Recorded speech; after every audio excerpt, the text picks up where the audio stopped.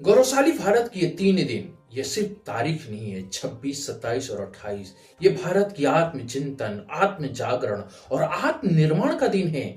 इसी दिन स्वामी विवेकानंद ने पूरे भारत भ्रमण करके 1892 ईस्वी में वो कन्याकुमारी पहुंचते हैं और वहां पर कन्याकुमारी से 1 किलोमीटर दूर हिंद महासागर में वो त्रिपत शिला पर जाकर वो ध्यान करते हैं और भारत का वर्तमान, भारत का भूत और भारत का भविष्य के बारे में चिंतन करते हैं।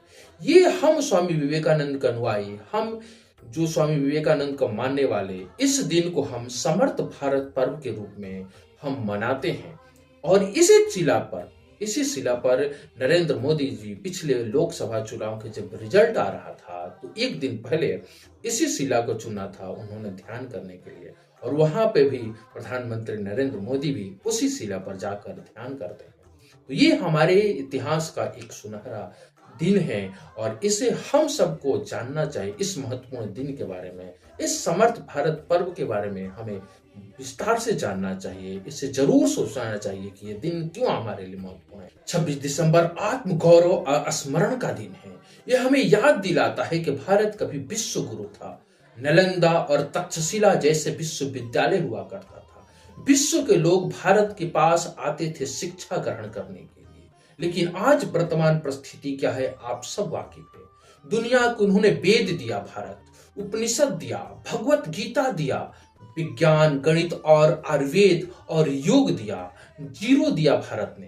स्वामी विवेकानंद कहते थे कि भारत का आत्मा उसके अध्यात्म में बसती है, परंतु इतिहास के किसी दौर में हमने अपने गौरव को भुला दिया और गुलामी की सोच को अपना लिया। यही भारत का बर्बादी का मुख्य कारण रहा है। 27 दिसंबर वर्तमान भारत का दर्पण है। आज भारत विज्ञान के तकनीकी में आगे बढ़ रहा है, अंतरिक्ष में तिरंगे लहरा रहा है, फाइटर प्लेन बना रहा है।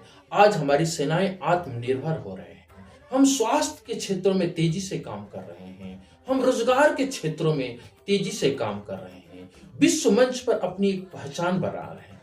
लेकिन साथ ही किसान संघर्ष कर रहे हैं। आज भी युवा दिशाहीन हैं। शिक्षा केवल नौकरी पाने के एक साधन बन चुकी है।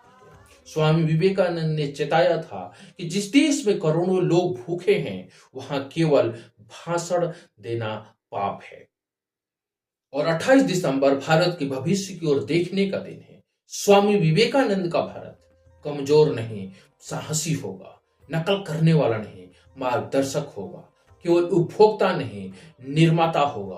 उन्होंने कहा था, स्वामी विवेकानंद ने कहा था, मुझे 100 ऊर्जावान युवा दे दो, मैं भारत को भाग्य बदल दूंगा। आज भारत के पास 100 नहीं, करोड़ों युवा हैं, करोड़ों युवा हैं।